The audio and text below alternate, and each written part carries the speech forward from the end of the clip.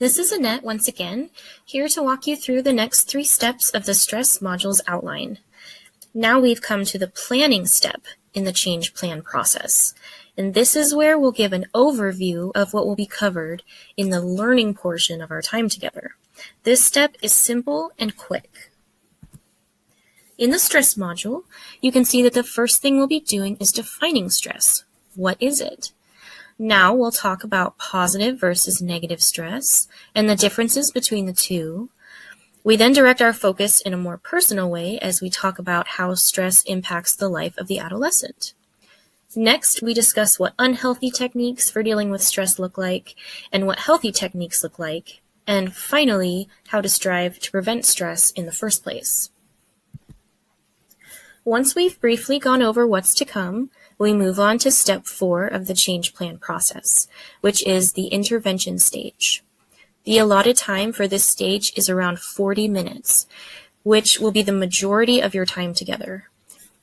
Intervention is the stage in which you'll offer education about the topic, strategies, and try to help the youth apply what they learn to their own life in a meaningful way. While there are highlights included in the outline, everything you need for this stage is in the attached PowerPoint presentation, as you can see right here. Information, pictures, and video links that are included within the outline, they are just to serve as a personal guide for the coach. Clicking on the PowerPoint link and going through each slide will fully cover each part of the intervention stage. In preparation for intervention, just as you will do for the module as a whole, you want to make sure you have any worksheets necessary to complete activities. For the stress module, there's just one worksheet that you'll need. You'll see the My Stress worksheet linked in the outline after discussion about the stress performance curve. As we're going through the PowerPoint, it should be clear at what point the presentation should be put on hold while you and the youth discuss and complete the worksheet. Now I'm going to go through the PowerPoint and everything included within it, just as you will when you're working with a team. We'll listen to the audio component on each slide, watch the video linked in the PowerPoint, and I'll point out places to pause for discussion so you will know how to proceed on your own. This first slide is just introductory, and you can move past this once you've clicked on Slideshow or on Present. You're ready to begin the presentation. Be sure that you're both ready before moving on to the next slide, because the audio embedded in the slide will begin automatically. We'll listen to the audio in the presentation so you'll be familiar with the information you'll be presenting. What exactly is stress? Stress is common. It is an intense feeling we have when we feel under pressure. A small amount of stress can be good for us and even motivate us to meet our goals. However, too much stress can get out of control and impact us negatively. Stress can affect our mood, overall well-being, and even the relationships we have with the people around us. Side effects include anxiety, depression, trouble concentrating, changes in weight, dizziness, and trouble sleeping. To make matters worse, these side effects can actually cause more stress. This is why it is important to find ways to cope with stress while it's still manageable and before it has time to do serious damage. Once the audio ends, you have a chance to comment on what's been said or to ask questions or input of the team. When you're both ready to move on, the next slide contains a video which we'll watch together. And we'll go ahead and watch that video now.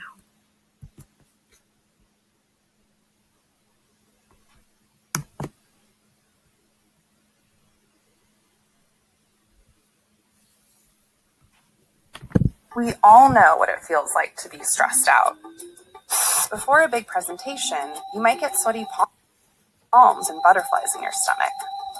I think, But let's say your stress is more constant, take them yourself. like a toxic work environment that fills you with dread.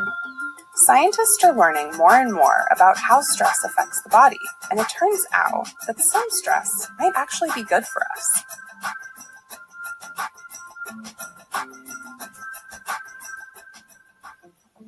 tend to think that stress is a bad thing, but actually it really matters what type of stress we're under. Alyssa studies how stress affects the cells in our body and whether it can actually speed up the aging process. There are basically two types of stress, chronic and acute. Typically, we experience bursts of acute stress. Let's say you're taking a big test. Cortisol, the stress hormone, pumps into your bloodstream and extra oxygen flows into your brain. Your heart beats faster and your palms get a little sweaty. Once the test is over, your cortisol levels drop and your body goes back to a more balanced state. Research has found that small amounts of acute stress is actually a good thing. During that recovery from stress, all sorts of processes happen in the cell that make us healthier. Your cells clean up debris and produce special proteins, like what happens after you exercise. This helps our cells stay young and healthy. Chronic stress, on the other hand, is a totally different story. This type of stress is ongoing, like if you're constantly worried about paying the bills. The body is in a constant state of vigilance, and this type of stress can be dangerous to your health. Alyssa studied a group of caregivers who were under the constant stress of caring for a chronically ill child. She wanted to know if this stress made them age faster. She teamed up with UCSF Nobel Prize winner Elizabeth Blackburn to study the caregiver's cells, specifically their telomeres. Telomeres are the protective caps at the end of our chromosomes. They protect our DNA from danger and naturally get shorter with time, so they're a really good way to measure a person's health and age. But even though they shorten over time, not everyone's telomeres shorten at the same speed. For several years, the researchers measured the lengths of the caregiver's telomeres, and they found a direct correlation between the number of years spent caring for their child and decreased telomere length. But when they took a closer look at the data, they found that shorter telomeres weren't caused by how much burden was in the caregiver's life, but how stressed the caregiver felt. It wasn't being a caregiver per se that predicted one's telomere length, but whether someone felt overly stressed by life. So the caregivers who felt particularly high levels of stress from their life had significantly shorter telomeres. These caregivers had what is known as a threat response. That's when you see stress as a danger to your well-being. Your body stays on high alert, and it takes a long time to get back to a regular state. Caregivers with longer, healthier telomeres had a challenge response to stress. This means that you see stress as an obstacle to be dealt with. You still have a spike of cortisol, but you're able to recover from stress quickly. So the way you react to stress matters a lot, and sometimes just recognizing how you respond can help alleviate stress. We believe that a lot of stress that people carry around is unconscious, so nothing might be happening. They might even say they don't feel stressed, but their body has been conditioned to stay on high alert. Their nervous system is vigilant. They're not in restorative mode. But when we become aware of our thinking, aware of our thoughts and our typical responses, we can actually take away the power they have over our body. Living a more healthy life isn't about avoiding stress. It's about engaging with life by exposing yourself to short-term stressors. That's the spice of life, and our body responds to that by activating and recovering in a super healthy way.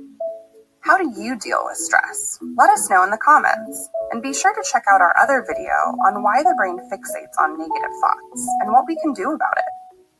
Again, once the video has ended, there's a window for discussion if desired. When you're both ready, you can move on to the next audio containing slide.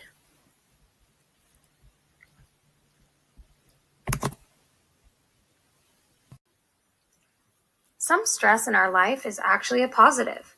If we never experience stress, we might lack drive and a sense of purpose. But if we experience stress too often or for too long, we can become overwhelmed, exhausted, and eventually break down.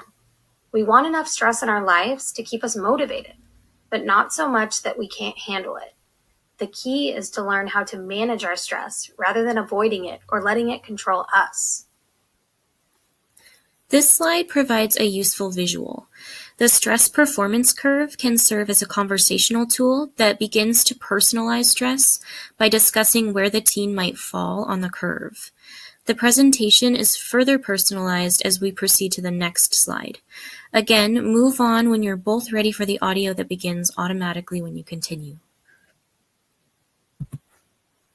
It's important to understand how stress impacts you personally. Let's take a minute to think about your life. Overall, do you feel like your life is a low stress at a 1? Or do you feel like it's so overwhelmingly stressful it's a 10? Maybe you fall somewhere in the middle. If we can't identify our level of stress, how can we even attempt to manage it? We have to learn to identify the emotions we feel when we're stressed. Do you relate to any of these emotions? Maybe there are other emotions that come to mind when you think about stress. Stress isn't a one-size-fits-all. It comes in all different shapes and sizes. What might be stressful for one person just isn't for another, and that's okay. This slide and the next one cover information that pertains to this module's worksheet called My Stress. Once the audio is complete on both slides, you can pause to discuss and go through the worksheet together. When we feel stressed, our bodies can physically respond with what is called a symptom of stress. Certain events and situations in our lives can cause stressful feelings. These are known as triggers for stress. Both symptoms and triggers are unique to each individual who is experiencing them. Have you ever experienced any of these symptoms or triggers? The purpose of this worksheet is to help the youth connect their feelings, their experiences, and their triggers to their personal stress. The aim is to validate their experiences and to help them dive into their emotions and surrounding circumstances to see how stress impacts their life. Once the worksheet and discussion of it are complete, you can move on when you're both ready to consider unhealthy ways of dealing with stress. Often the reason we make unhealthy choices has to do with events, situations, and the people in our lives that can bring us stress. We may deal with the stress by spending too much time watching TV or browsing on social media. We may become withdrawn from or lash out at the people who care about us. We can have drastic changes in our eating habits and sleeping patterns. We may turn to dangerous substances in attempts to avoid the stress altogether. Again, there is an opportunity for discussion before moving on to the next slide, where healthy ways to deal with stress are covered. The fastest way to reduce stress is by taking a deep breath and using your 5 senses: sight, sound, taste, touch, and smell. You can view a favorite photo, smell a specific scent, listen to your favorite music, chew a piece of gum, or hug your pet. This will allow you to quickly relax and calm yourself. When you're both ready, move on to the final slide, which talks about ways to prevent stress. Preventing stress means taking actions that keep our bodies and minds calm before an overwhelming situation comes up. We can practice things like deep breathing exercises, physical activity, healthy eating, spending time outdoors, getting enough sleep, staying organized, and interacting with others. Each of these activities will keep our bodies and minds in a positive place, so we will be better at handling life's challenges when they do come up. Once the audio is finished and you've had any necessary discussion, the intervention portion will be over, and you can move on to the next step in the change plan process. And that next step is step number 5, termination. Termination is similar to the planning step. It serves as a quick summary of what was just talked about and offers an opportunity for any further thoughts or questions.